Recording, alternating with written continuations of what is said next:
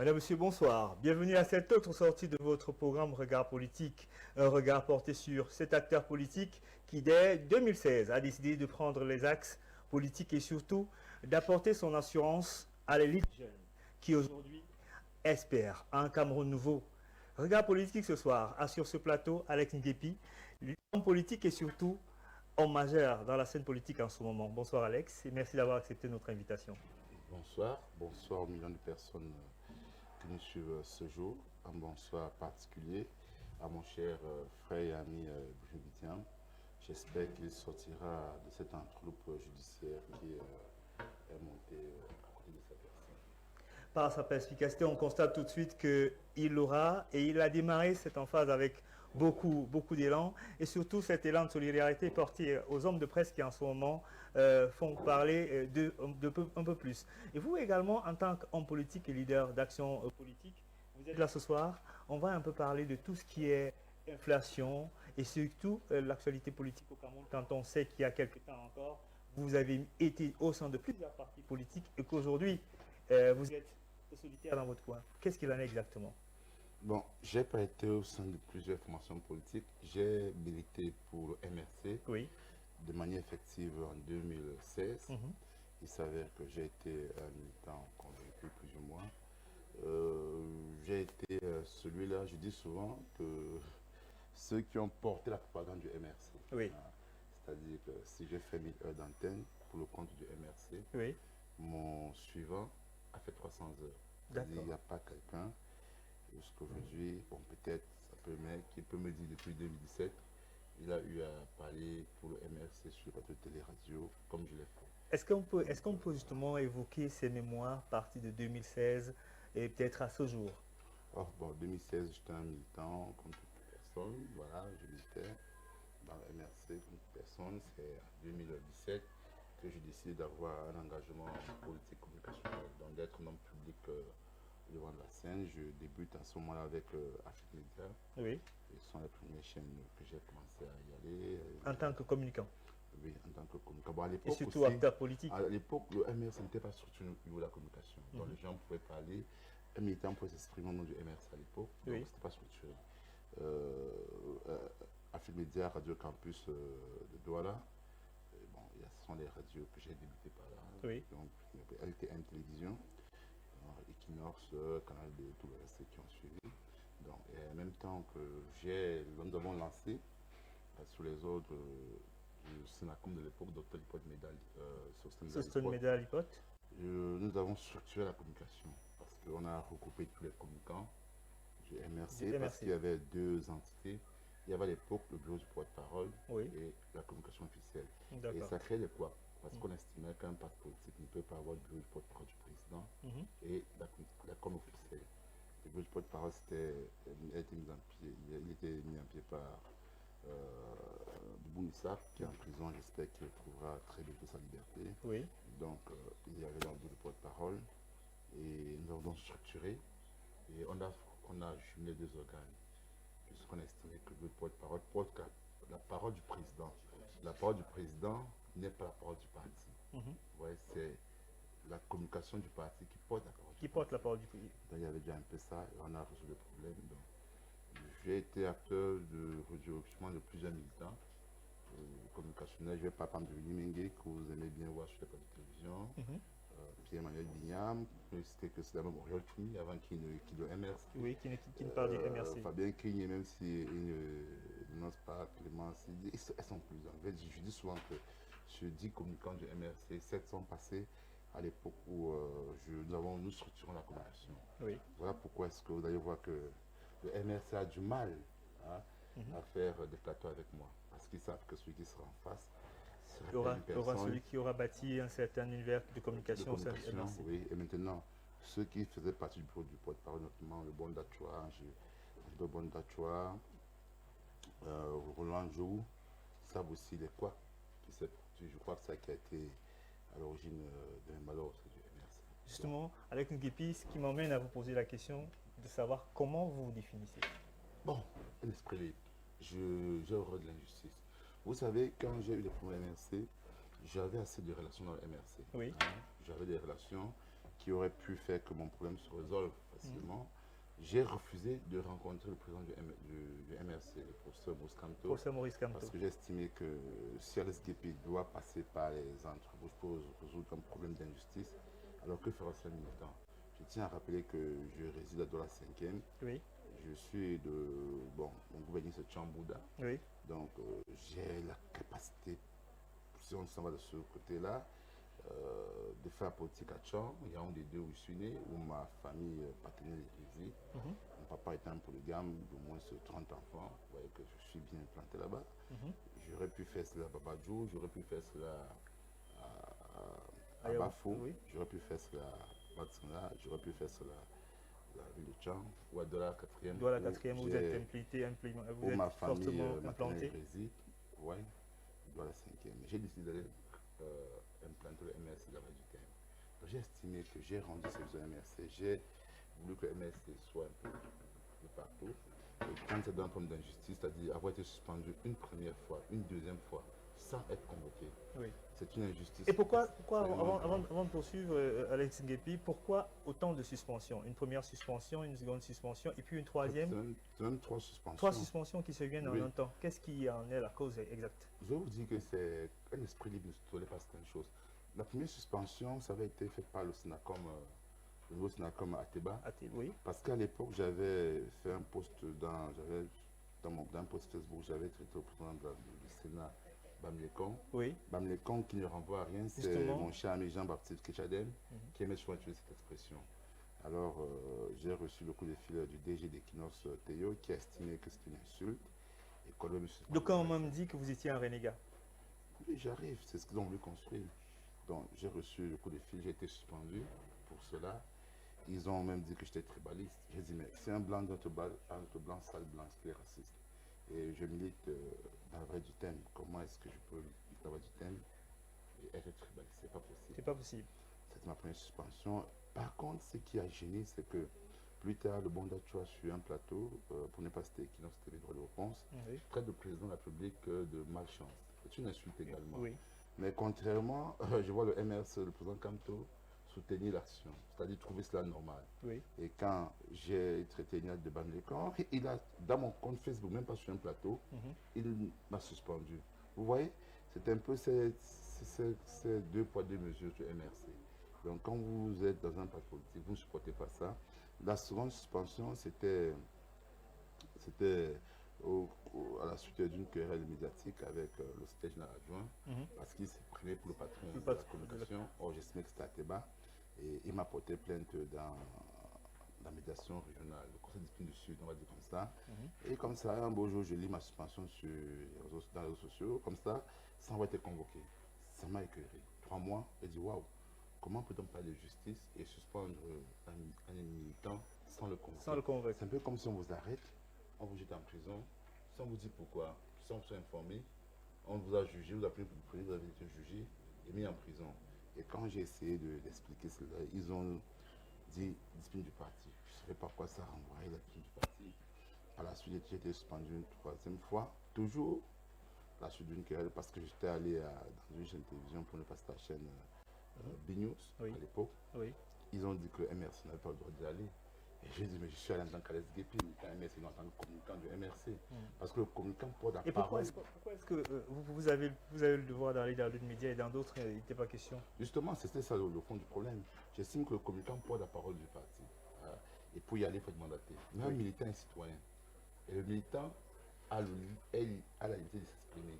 Il n'y a aucun contrat qui dit qu'un citoyen ne doit pas s'exprimer. Il ne doit pas répondre à certaines questions. Aucun contrat. Ouais. Quand je me suis engagé à MRC, on ne va pas faire signer un contrat en disant pourquoi vous exprimez sur le plateau de télévision, vous devez avoir l'accord du MRC. Ce qu'on m'a dit, c'est que pour m'exprimer au nom du MRC, je dois être mandaté.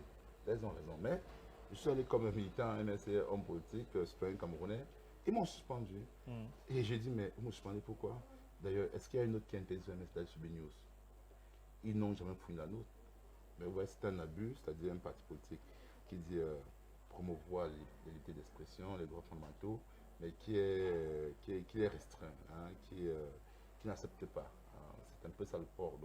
Ça me rappelle un peu les pays comme la Guinée, où vous avez un chef d'État qui a pris un opposant qui a pris le pouvoir et a fait pire que son prédécesseur. Donc, c'est un peu ça qui se passe en Afrique avec nos formations politiques. On dit des choses qu'on ne croit pas. Donc, j'ai été suspendu une seconde fois sans être convoqué non plus.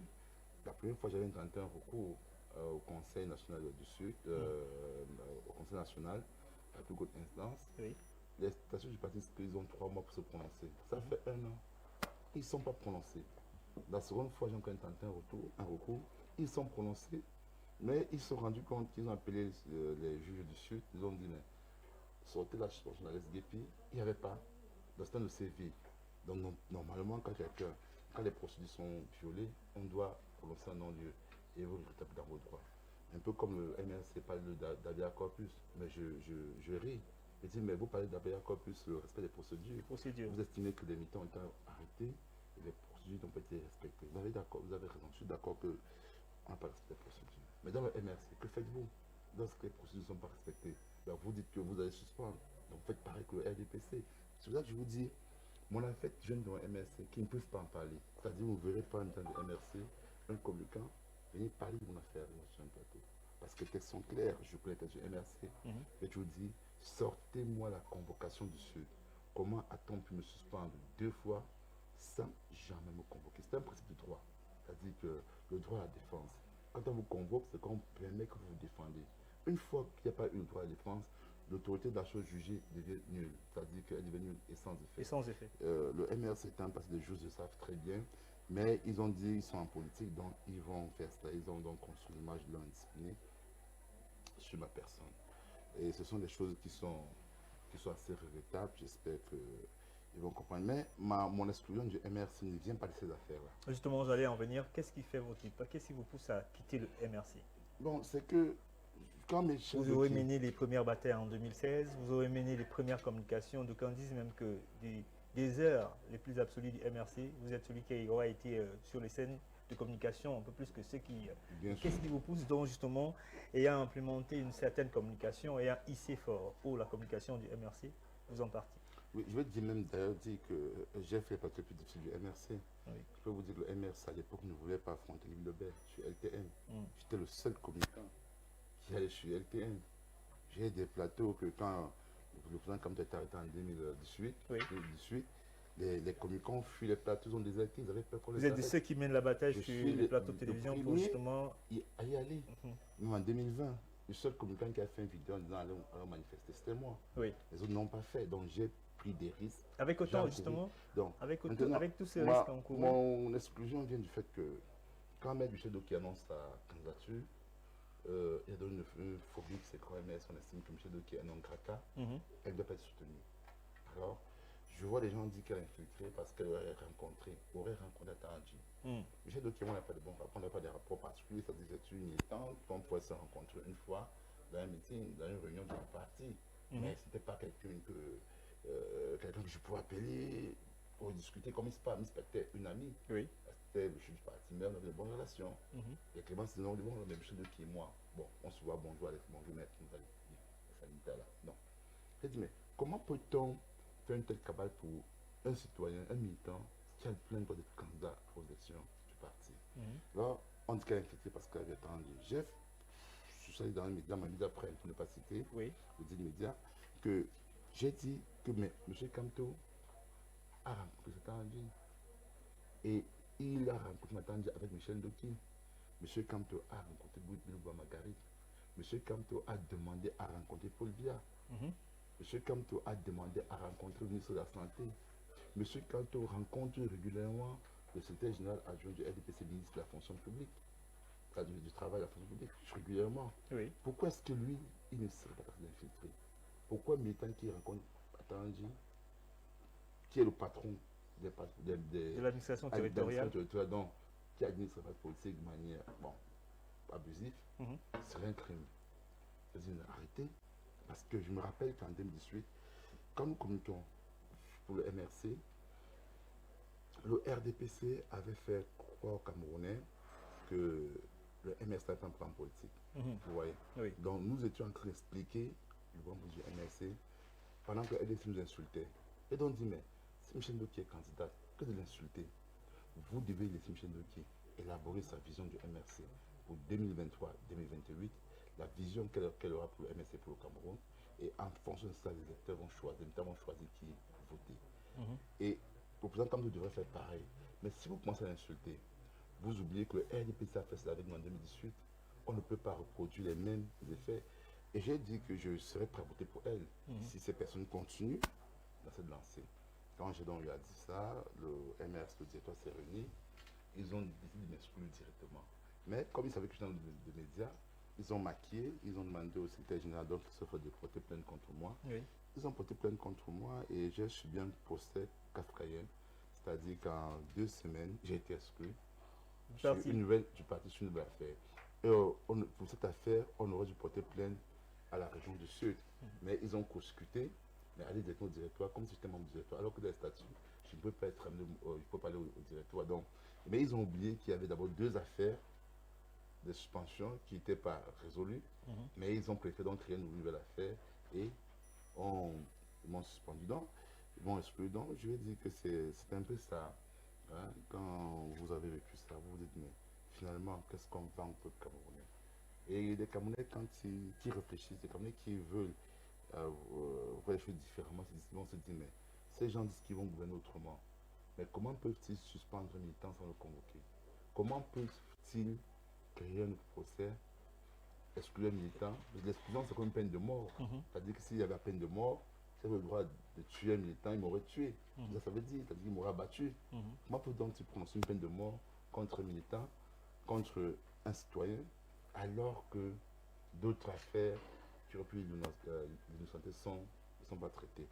Donc c'est même ça qui fait que vous allez voir que beaucoup de Camerounais se désintéressent de la chose politique. Beaucoup de Camerounais estiment que les partis politiques ne sont pas sérieux. Et je les comprends. Je les comprends parfaitement parce que cette information politique n'aide pas la démocratie. Hein. Ils ont des postures ambiguës, ils ont des postures qui ne permettent pas d'émouvoir le jeu démocratique. Et c'est un peu le cas du MRC. J'ai toujours dit que le MRC, pour moi, c'est un parti jacobin. Je connais bien les choses du MRC, la société. Je dis toujours aux MRCistes que qu'est-ce que vous dites pour le fédéralisme, ils ne vous comprendront pas. Que dites-vous sur la monnaie, ils ne vous comprendront pas. Ils vont dire nous sommes fédéralistes, on a un meilleur projet de société. Alors je demande toujours, si vous avez un meilleur projet de société, dites-nous en quoi est-ce que votre projet de société est meilleur que pour SDF et que pour PCRN. Ils vont vous insulter. Donc c'est malheureux, c'est malheureux. J'espère qu'ils vont comprendre et rectifier le tir. Justement, en rectifiant le tir, j'ai envie de vous poser la question que beaucoup de téléspectateurs ce soir se posent. Et votre nouvelle démarche politique, qu'est-ce qu'elle représente? Est-ce que c'est promouvoir le fédéralisme comme c'était le cas avec le MRC, ou alors en électron libre, vous continuez cette bataille mais avec d'autres horizons, d'autres objectifs? Bon, c'est vrai, ça fait presque 1 an que je suis sans information politique. 1 année, c'est beaucoup de démarches. Oui, mais pour un homme politique, c'est pas un problème. Il faut être sûr de là où on s'en va. Ça fait 1 an et j'avoue que je promouvois le fédéralisme. Le MS d'abord n'est pas un parti fédéraliste. Oui. Donc qu'on soit clair. J'ai mon cher ami Rodi Kouete qui est fédéraliste et qui parle chaque fois du fédéralisme. Malheureusement, le MRC ne veut pas. Kamto s'en fout parce que Kamto estime qu'il veut remplacer Paul Biya et diriger les 5 000 francs CFA comme Paul Biya. Décider qui sera roi, qui sera chien. Ouais, décider s'il faut arranger, il faut mettre un pont, il faut construire un pont à Koulfata et ne pas en construire au sud. Donc, il veut avoir tous les pouvoirs sur lui. Aujourd'hui, donc, je suis une personne, je suis quelqu'un qui défend les valeurs du fédéralisme et je suis tenté par les partis politiques qui parlent du fédéralisme. J'ai un parti politique qui est en création, qui m'a contacté, j'aime bien le projet, c'est le MRN. Mouvement pour la réconciliation nationale. Oui, j'espère qu'ils seront légalisés. Peut-être je pourrais me retrouver dans cette fonction politique, peut-être. Mais j'ai encore un autre parti politique qui, voilà, je suis en pourparlers avec cette formation politique. Nous avons déjà assez bien avancé dans la discussion sur le SDF. Donc, s'il fallait que je rejoigne un parti politique sur le SDF, parce que le SDF, ils sont fédéralistes, même leur programme sur le fédéralisme, c'est le parti de la Renaissance, à mon avis, parce que j'estime que avec tout ce que SDF a commis, a subi, ils ont subi énormément d'erreurs. Je crois que le SDF, avec un nouveau leadership, sera meilleur. Fundi, dans sa sagesse, a décidé de ne plus se présenter. Donc j'espère que les petits guerres intestinales qui sont à SDF actuellement, entre différents clans aussi et clans Nietzsche pour ne pas les citer, j'espère qu'ils vont finir par trouver un terrain d'entente et que pour le bien du parti, ils vont faire la paix, ils vont fumer au cadre de la paix. Donc à ce moment-là, je pourrais facilement revenir au SDF. Voilà. Pour l'instant, je ne veux pas le SDF avec cette guerre-là. Donc je préfère attendre le congrès du SDF, que le congrès du SDF s'achève. Alors, à ce moment, peut-être si le MRN n'est pas légalisé, pourquoi pas le SDF. Donc je peux vous dire que j'ai ces deux partis, l'un ou l'autre, que je vais forcément militer. Le MRN ou le SDF. Bon, maintenant, seul l'avenir nous dira. Le MRN comme le SDF, des partis qui militent pour le cas de la société, par exemple le Social Democratic Front, revient tout le temps sur les coups et les coups et les vicissitudes que subissent les Camerounais au quotidien. Justement, je voudrais vous poser la question de savoir, c'est que vous pensez un peu de l'actualité qui voudrait un peu que l'inflation soit vécue, que le panier de la ménagère en pâtisse, que le consommateur à la pompe ne puisse plus avoir gain de cause. Vous, en tant qu'homme politique aujourd'hui, acteur social, qu'est-ce que vous en pensez? Oui, je pense que l'inflation au Cameroun est un problème sérieux. Hein, parce que nos gouvernants font croire que ce n'est pas maîtrisable. Ils font croire que ça nous échappe. Donc, ils refutent leur responsabilité politique. C'est-à-dire qu'ils ne veulent pas assumer les mauvais choix politiques sur les politiques économiques qu'ils ont eu à entreprendre. Hein, oui. Et qu'aujourd'hui, l'inflation nous tape à plein fouet. Ils disent que c'est la faute de l'Occident, c'est la faute de l'extérieur. Pourtant, c'est eux qui dirigent au Cameroun. Ils ont des responsabilités politiques et économiques. Ils n'ont pas su mener des bonnes politiques économiques qui pouvaient permettre d'absorber l'inflation, bien de réduire l'impact de l'inflation sur les ménages. D'abord, il faut dire que l'inflation, pour qu'on puisse combattre l'inflation, il faut deux leviers. Hein? Parce que l'inflation, c'est la hausse des prix. Alors, pour combattre la hausse des prix, vous devez aussi élever le niveau de vie de population, dans les revenus. Il faudrait que si un produit qu'on achetait à 100 francs passe à 200 francs et que le citoyen à ce moment-là gagnait 100 francs, il faudrait aussi vous rassurer qu'il gagne 200 francs.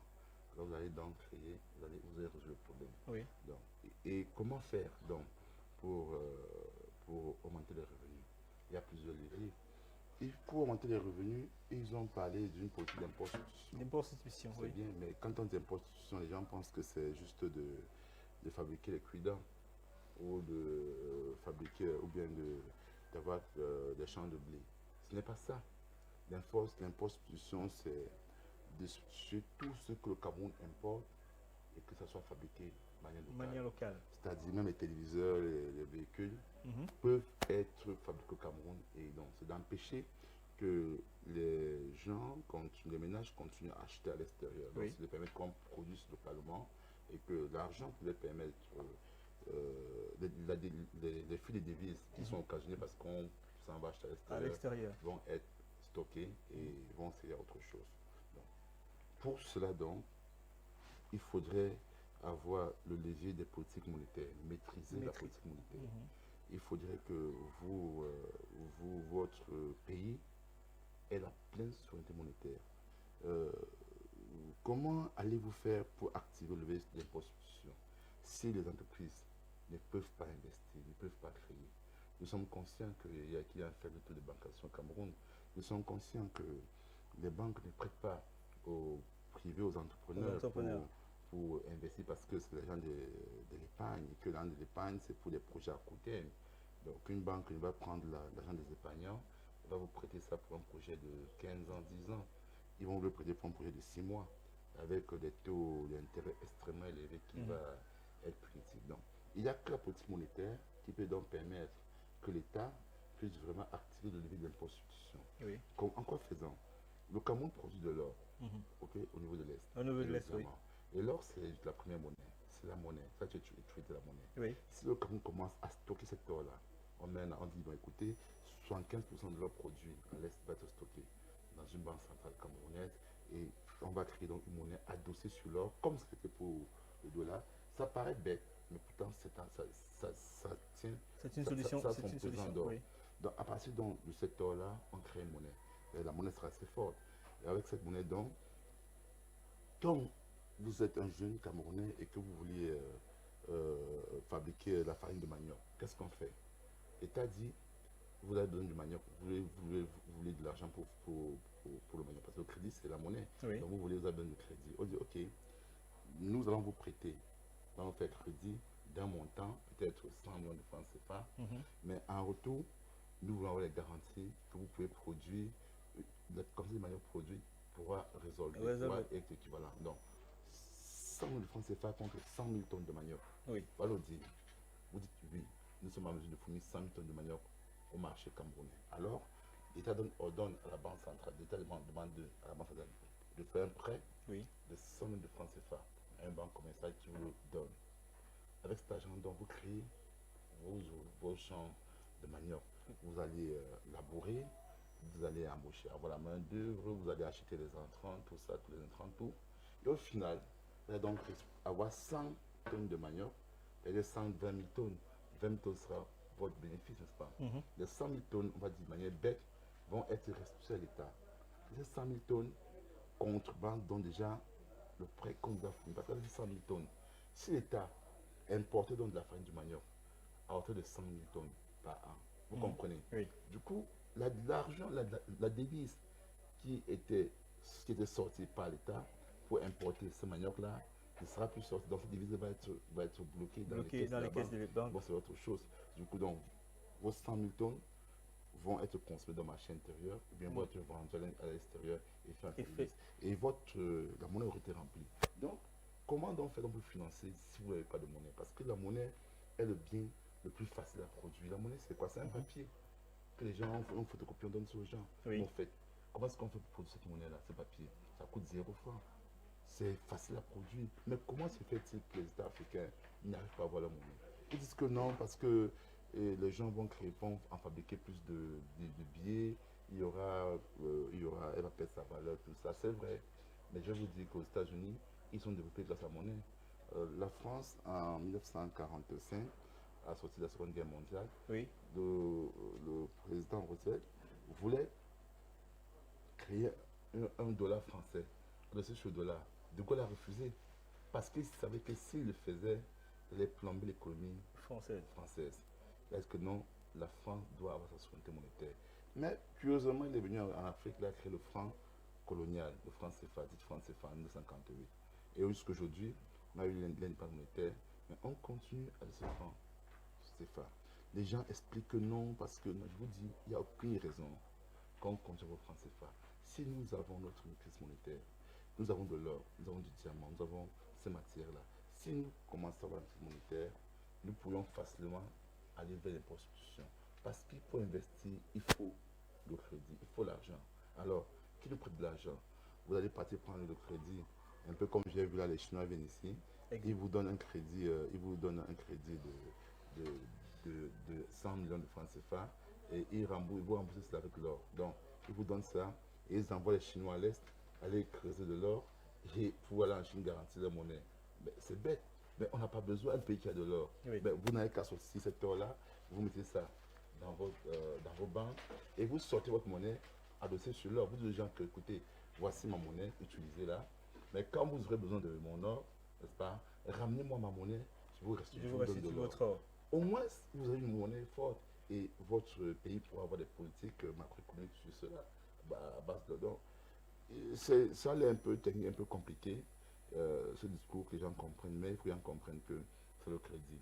Tout entrepreneur qui se lance a besoin d'un crédit. J'ai suivi le chef de l'État dans son discours parler du fonds de garantie jeune. Pour la jeunesse. La jeunesse. Mais qu'est-ce qui a alimenter ce fonds-là? Il n'a pas dit comment faire pour alimenter ce fonds. Est-ce que ce n'est pas rejoindre la démarche qu'il a eue depuis le 31 décembre dernier où il annonce à l'entame de cette annonce, de cette création, où il y a eu appel à candidature pour certifier justement, rassurer la jeunesse qui n'attend que ça pour pouvoir s'investir et puis ne plus connaître ce qu'on a appelé aujourd'hui et qu'on continue d'appeler la fuite d'intelligence? Non, ce n'est pas comme ça. Moi, c'est un discours creux. ça n'aide pas. Qu'est-ce qu'il faut donc faire en cela? Parce qu'il a parlé du fonds de garantie pour la jeunesse. Mais les fonds, quels fonds, il met quoi dans ce fonds? Ce fonds sera financé à quelle hauteur, à quelle de combien? C'est-à-dire, on proviendra d'où? Il faudra bien que ça soit quelque part pour être dans ce fonds. Si nous avons une souveraineté monétaire, bon, la Banque centrale, il aurait créé ce fonds aurait été titralisé, c'est-à-dire la Banque centrale aurait dans ce fonds, écoutez, pour titrer ce fonds, nous donnons par exemple 100 hectares de terre dans une localité. Donc, à partir de ces titres-là, qui sont pour la Banque centrale donc fabrique de la valeur. Donne une certaine valeur. Un crédit correspondant et ce crédit alimente le fonds. Du coup, les jeunes qui vont donc prendre des crédits dans ce fonds-là pour créer l'activité, quand ils remboursent, ça retourne à la Banque centrale et le bien est rempli. Ce n'est pas le cas. Donc, il ne va pas créer un fonds en allant surtaxer, les Camerounais, les entreprises pour alimenter le fonds. Parce que si surtaxe les entreprises pour alimenter ce fonds-là, il n'a rien fait. Ça va créer l'inflation. Quand vous surtaxez une entreprise, l'entreprise répercute ça sur le consommateur. Du coup, vous créez un fonds pour la jeunesse, mais la jeunesse va trouver que le projet que vous pouvez mettre sur pied est plus que coûteux, parce que tout coûte cher. Donc, je ne crois pas que la solution soit ce fonds. Mais c'est une bonne chose, mais je crois que la solution, c'est d'être arrogant, d'être courageux, de dire nous allons mettre sur pied des politiques monétaires fiables, parce qu'il n'a pas dit comment il va faire pour mettre ce fonds. Je vais dire quelque chose. Par contre, il y a quelque chose qu'il a eu à dire qui m'a intéressé. Il a eu à dire lors de son discours du 31 décembre qu'il allait créer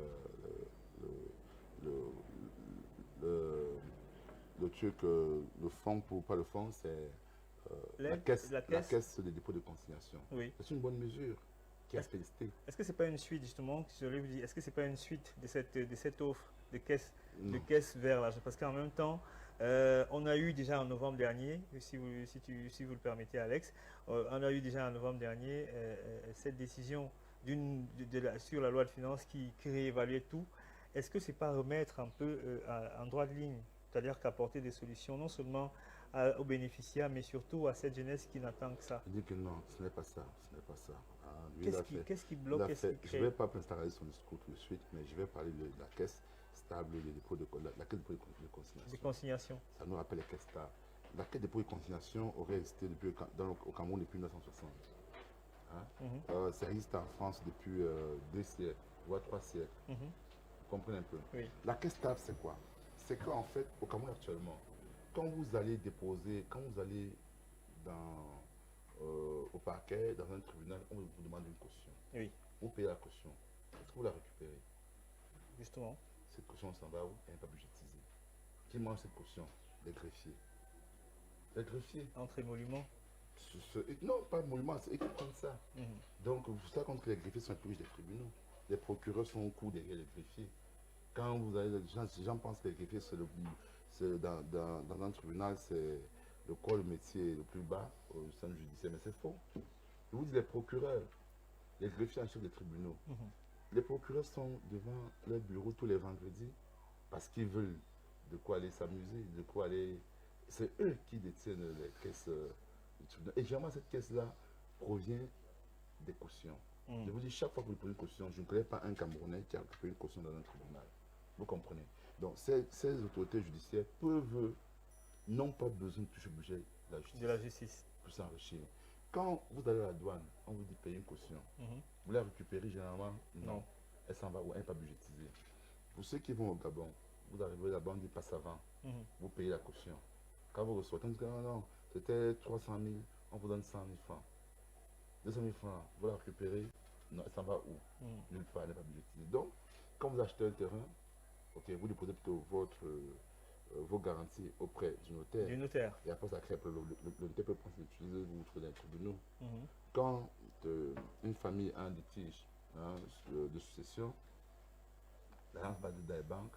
Souvent, les membres décèdent, on ne sait même pas ce qui est devenu l'argent. Il y a des gens qui ont de l'argent dans les banques, ils sont là, ils ont un crédit bancaire, ils décèdent, les ayants droit ne revendiquent pas.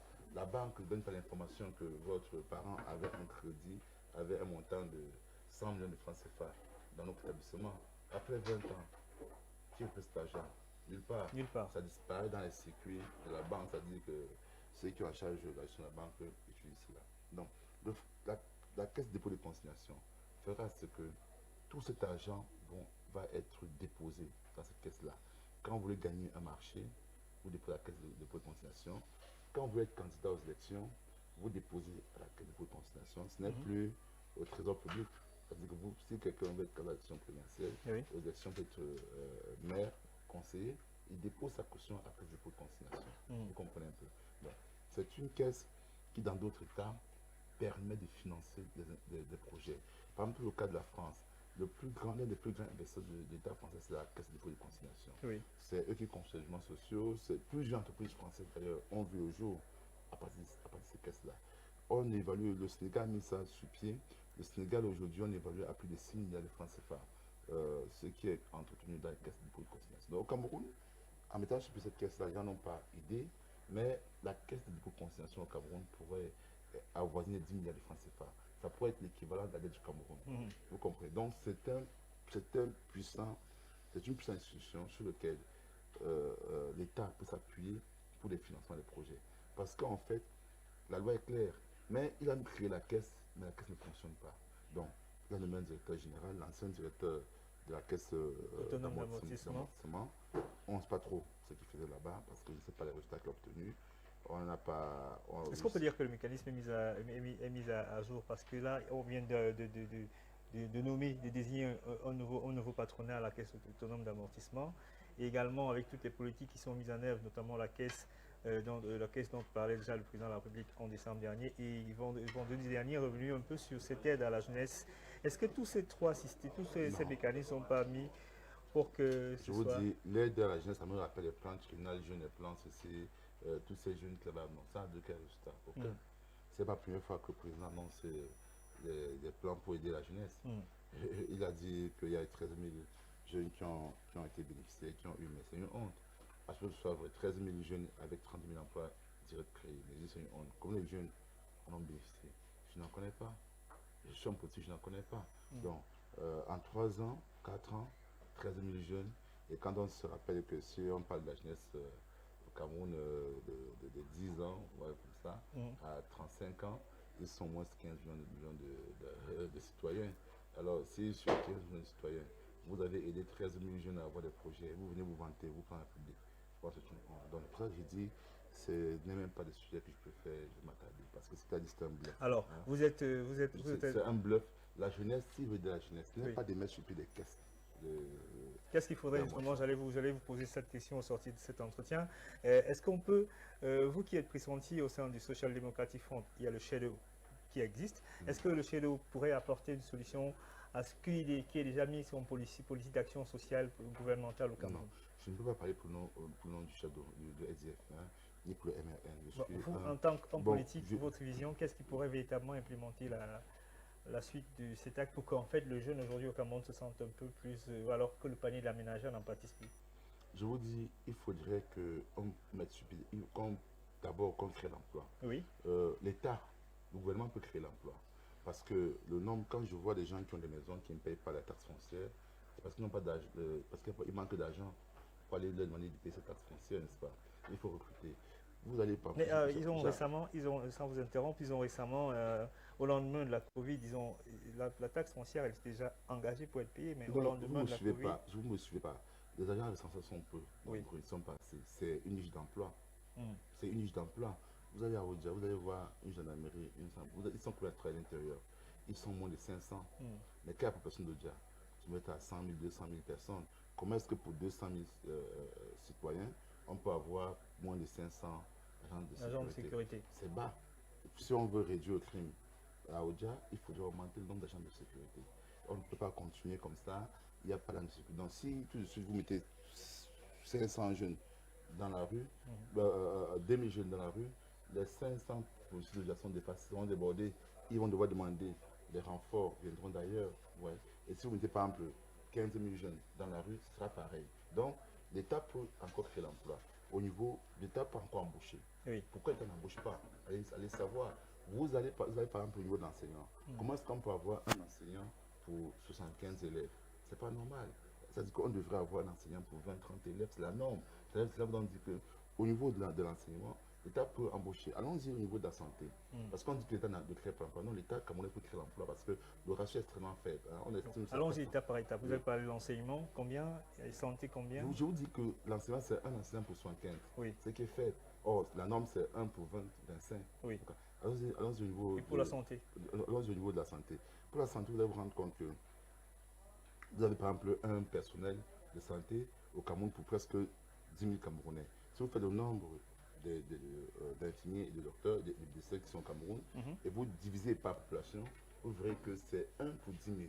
C'est faible. Donc, l'État peut encore embaucher de la santé. Oui. Dans tous les services du Cameroun, on peut créer de l'emploi. Alors pourquoi on ne crée pas l'emploi? Mais on fait dire aux jeunes que l'État ne doit pas créer l'emploi, ne doit pas vous embaucher, battez-vous. Je dis c'est faux. Le ratio de la masse des fonctionnaires camerounais et de l'État, c'est situé entre 400 000 et 600 000. 600 000. Au Cameroun, pour une population de 30 millions d'habitants, le ratio devait être au moins de 1,5%. C'est-à-dire on devrait être au moins à 1,5 à 2 millions d'habitants de l'État. Oui. Comment allez-vous faire pour demander à tous ces gens qui voient qui ont des maisons là de payer les taxes foncières? C'est une niche fiscale. Parce qu'il faut élargir l'assiette fiscale. Élargir l'assiette fiscale, ce n'est pas de surtaxer. Non, il faut chercher à créer des nouvelles niches fiscales, c'est-à-dire aller voir des gens qui ont des maisons qui ne payent pas de taxes foncières. Oui. Faire ce que le Benskin, quand vous prenez la moto 100 francs, que le Benskin paye ses impôts. Oui, c'est comment faire pour que. Non, la stationnement paye ses impôts. Oui. Comment faire pour qu'il paye ses impôts? C'est très simple. Ajouter l'économie numérique à l'intérieur. J'ai été choqué quand j'ai vu le ministre de la fonction du transport fermer une plateforme Yango. Je dis, et le président de la République, 2 jours, venu parler de l'économie numérique, il dit, mais il y a des phasages là. Hein? Il y a des phasages. Et il justifie, il dit, mais nous avons une diaspora qui est puissante, qui est merveilleuse. Vous voyez que c'est à Yango vers l'extérieur du Cameroun. Les raisons évoquées sont celles du recensement justement du personnel qui devrait être crédible. Je vous dis, tout ça, c'est du pipeau. C'est du pipeau. Qu'est-ce qu'il en est? C'est du pipeau. Donc, on parle d'économie numérique, vous comprenez un peu. Donc, si vous voulez donc que les Benskina puissent, que le secteur informel puisse contribuer à l'économie de manière directe par la fiscalité, le MPSA qui existait au Kenya, a été mis sur pied par des start-upers kenyans. Oui. Au Cameroun, nous avons des diaspora qui est puissant, nous avons des gars qui sont à Bruyala, qui sont forts. Donc, si on a donc mis sur pied des plateformes numériques camerounaises, qui fait que quand vous prenez une moto, un taxi, surtout la moto, vous payez vos 100 francs à partir de votre téléphone. Et que les 100 francs, l'État tire 0,1 franc. Aucun mouvement ne va refuser. À travers donc ça, l'État aurait donc élargi son assiette fiscale sans surtaxer d'autres produits. Parce que quand vous surtaxez d'autres produits, le risque c'est quoi? C'est que ça va pousser l'entreprise soit à augmenter le coût, et à augmenter le coût, ça va augmenter le coût de la production, et quand on augmente le coût de la production, donc, ils vont donc augmenter le prix va donc engendrer l'inflation. Et hormis cela, les entreprises peut-être ça va même pousser ces entreprises à renvoyer au chômage, c'est-à-dire qu'ils vont augmenter les prix et ils vont donc vouloir réduire ailleurs à réduire le personnel. Donc quand on réduit le personnel, c'est qu'on réduit aussi le revenu de la population. Donc vous comprenez que ça ne marche pas. Donc c'est vrai que l'État tire ses rentes à partir de la fiscalité, une bonne partie à partir de la fiscalité, c'est vrai, mais tel que c'est choisi, c'est mauvais. On doit chercher à élargir l'assiette fiscale, mais sans toutefois surtaxer. Vous avez au domaine du pétrole, on nous dit parce que la production camerounais, vous avez le contrat sur le fait d'Alopé Campo. Alopé Campo, nous avons dénoncé ça. Je me rappelle de M. Siban, on en discutait encore il y a quelques temps. Oui. On disait, mais comment c'est possible qu'un tonne de fer soit vendu sur le marché national entre 75 000 et 90 000 selon les périodes, et que nous revendons ça aux Chinois à 2300 francs? Vous pensez que la Russie résiste à l'Occident? Pourquoi? Parce que la Russie a la pleine maîtrise de son sous-sol, de son gaz. Gazprom est purement russe. Comment est-ce que ces gens n'ont pas compris qu'au lieu d'attirer, de demander aux Chinois d'exploiter le fait de la Lopé Campo, les Camerounais auraient pu l'exploiter 400 000 francs CFA, ne dépasse pas le cas du Cameroun, ça ne dépasse pas notre diaspora.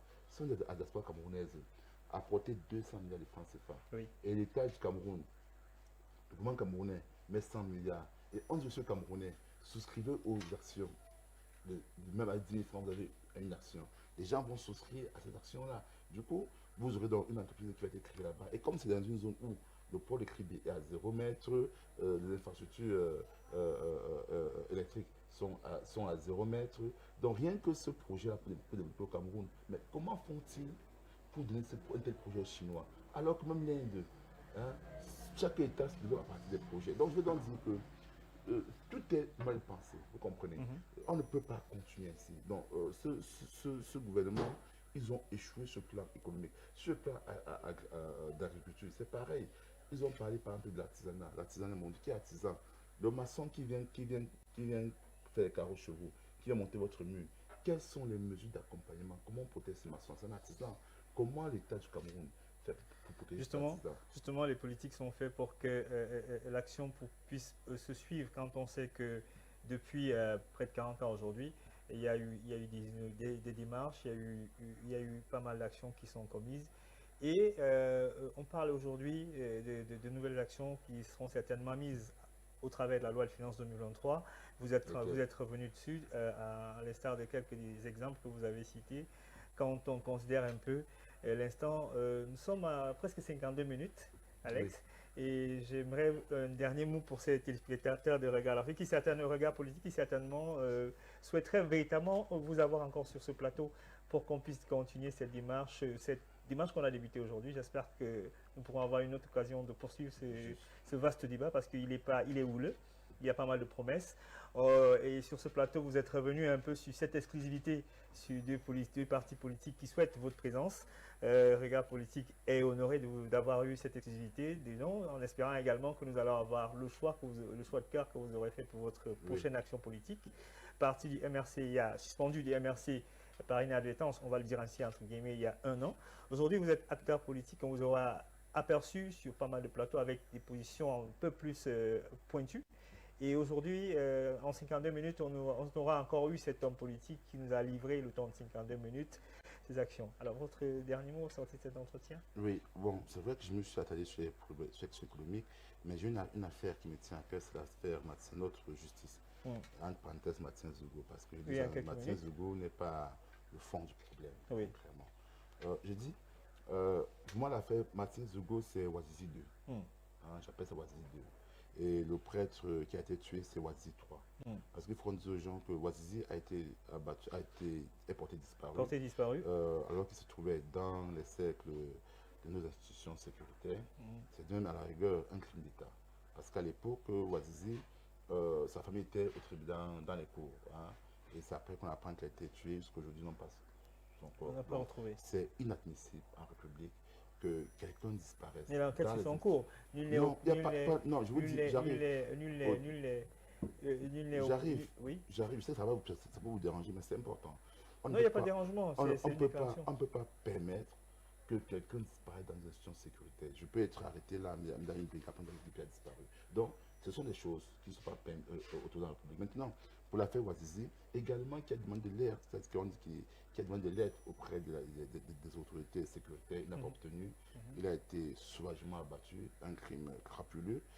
Je crois que au-delà des enquêtes administratives qui ont été prescrites par le chef de l'État, son excellence Paul Biya, même si je suis contre ça parce qu'ils sont en train de chevaucher sur l'enquête judiciaire, j'estime que le président public n'avait pas qualité à prescrire cette enquête parce qu'il a empiétré sur le pouvoir judiciaire.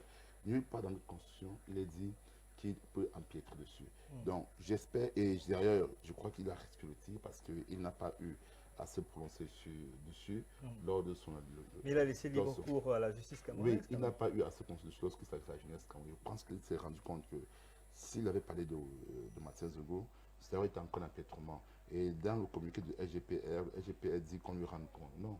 Je me rappelle l'affaire Matignon en France, où Sarkozy avait été entendu parce qu'un magistrat de siège, Est-ce que justement, vous qui êtes homme politique, pour sortir justement, est-ce que ce ne serait pas une contradiction de revenir sur la politique, sur la juridiction, sur la justice française, alors qu'on a nos réalités en Afrique? Non, c'est pas une réalité. Le droit, c'est le droit. Les droits fondamentaux, c'est les droits fondamentaux. C'est pareil. On a nos règles en Afrique. Non, vous qui révoquez, vous qui j'arrive dans... Non, les droits fondamentaux sont universels. C'est universel. Donc, vous avez en France, Sarkozy avait été entendu parce que le magistrat de siège aurait filé des informations sur une enquête. Vous comprenez? Donc, on ne peut pas rendre compte d'une affaire à un pouvoir exécutif. J'aurais aimé que ce soit le pouvoir judiciaire en autorisant des OPJ qui mènent des enquêtes préliminaires et quand le corps a été découvert, qu'un juge d'instruction soit nommé et que ce juge d'instruction qui mène l'enquête judiciaire et surtout qu'il communique, parce qu'il faut qu'il communique. Parce qu'aujourd'hui, ça va dans tous les sens. Est-ce que ce n'est pas aussi anticipé en une semaine de penser qu'on puisse restituer les détails des enquêtes, des démarches qui sont menées depuis l'entame de cette affaire? Justement, je vous dis, le problème du Cameroun, c'est quoi? Parce qu'il y a une loi de 2020, mais qui dit que les institutions ont besoin de rendre compte. Rendre compte, c'est d'informer.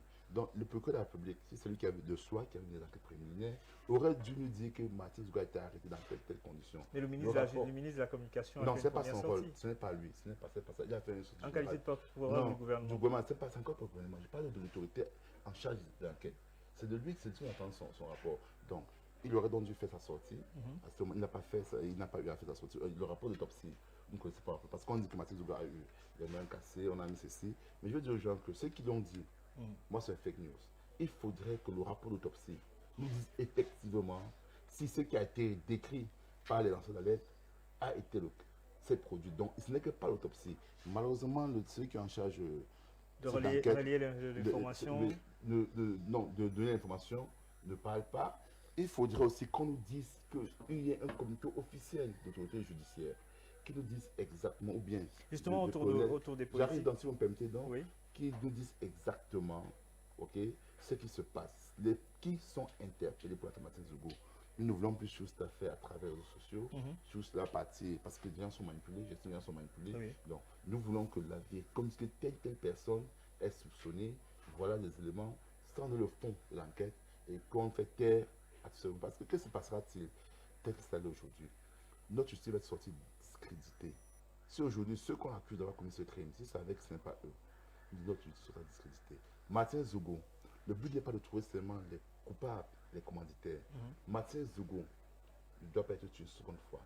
Mathieu Zugo doit permettre que notre justice puisse faire ce que, quand un tel cas se reproduise, si ça se produit demain, que l'autorité judiciaire se mette en marche et résout le problème. On ne peut pas croire que si on trouve même ceux qui ont commandité et ceux qui ont commis cet acte-là, mais rien ne garantit que demain il n'y aura pas encore cet acte.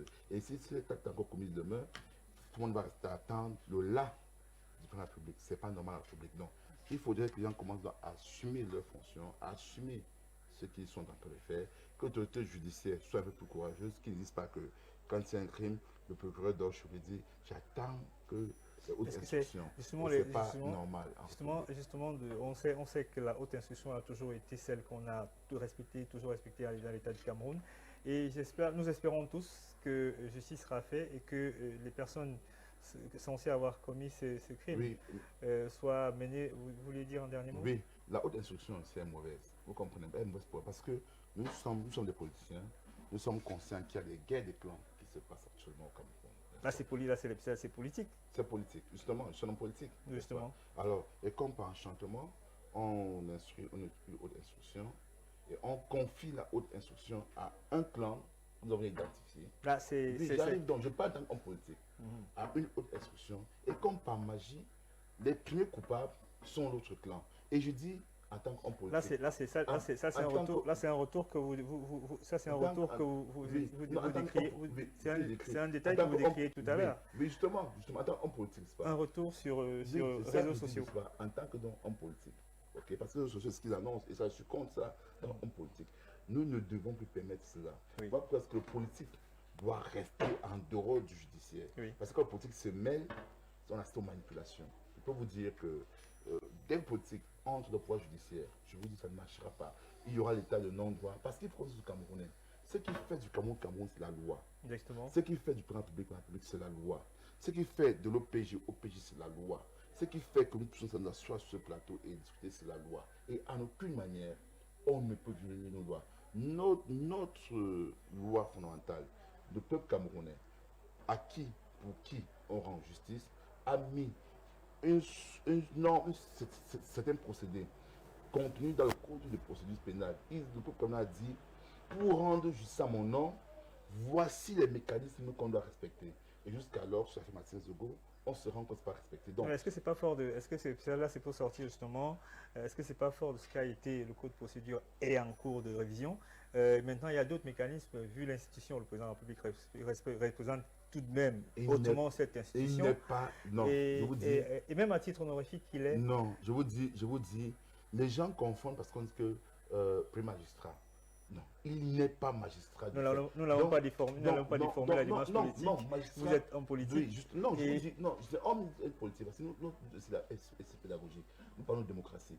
Il est pré-magistrat, mais pas magistrat du fait. Vous comprenez un peu. Justement, donc, je voudrais vous demander, Alex, vous demander si on pouvait justement permettre que la justice suive son cours et que qu'on puisse, pour ne pas rentrer justement dans la démarche de ceux qui mettent des fake news en ligne, qu'on puisse permettre à la justice qu'on puisse justement attendre que la justice délivre ce qui est véritablement des démarches de l'enquête. Ils ne le font pas. Non, attendons, restons patients. Donc, justement, voilà justement, il reste silencieux.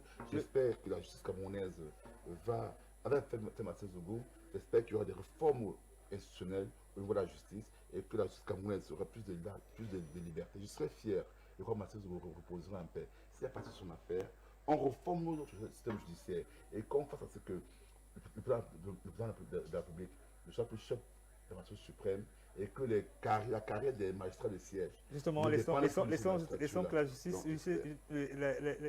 la justice fasse son travail et que on puisse savoir que vous qui êtes homme politique, leader politique depuis quelques semaines, vous avez fait commis des actions. On a vu pas mal de présidents de partis politiques sortir et demander justice. Donc, à nous maintenant sur ce plateau de dire, nous espérons que la justice pourra nous apporter des éléments de réponse et que l'information sera relayée par les personnes prononcées qui devraient pouvoir le faire, que d'avoir des informations comme on les a en ce temps. 52 minutes, c'est vite passé. Alex Guépi, merci d'avoir accepté notre invitation. Quand on sait que vous avez dû prendre la route de Douala pour Yaoundé afin de nous honorer aujourd'hui. Ah oui, vous savez, je m'adresse aussi à mon électorat. Donc voilà, c'est moi qui vous remercie d'avoir mis votre plateforme à la disposition, de faire connaître mes idées au peuple camerounais. Je suis flatté de cette invitation. J'espère d'ailleurs que il y en aura plein dans d'autres. les prochains jours, prochains mois, il y aura plein d'invitations. Il peut y avoir rassuré que si je vais dans une formation politique, cette formation politique sera présente dans vos médias. Ça, soyez-en sûrs. Nous le souhaitons si je vais au SDF, il peut vous rassurer que le président aussi, ici, ou bien l'honorable Nietzsche, ou les autres membres du chef de cabinet viendront ici ou les recevoir comme avait reçu. Si vous MFN, je peux vous rassurer que Mme Choua, ou bien Mme Choua, épouse de Salomé, ou bien que M. Feuzeux, ou bien M. Tabi, qui viendront ici sur le plateau. Soyez-en sûrs. Merci d'avoir été des nôtres ce soir, madame, monsieur. Merci également à vous qui nous avez regardé pendant 52 minutes. Le débat a été très houleux en échange, en connaissance et surtout en enseignement. Merci également à toute l'équipe technique qui s'est mobilisée pour cette belle production. Également merci à la rédaction qui, dans sa qualité d'écriture, nous a permis d'avoir non seulement ces écritures et surtout cette inspiration de ces 52 minutes. Merci également et reconnaissance au top management qui nous a une fois de plus fait confiance ce soir pour 52 minutes de regard politique. Bonsoir, c'est chez vous. Les programmes sur Regard Afrique se poursuivent. Redonnons-nous rendez-vous mardi prochain lorsqu'il sera 21h sur la même chaîne. Bonsoir chez vous.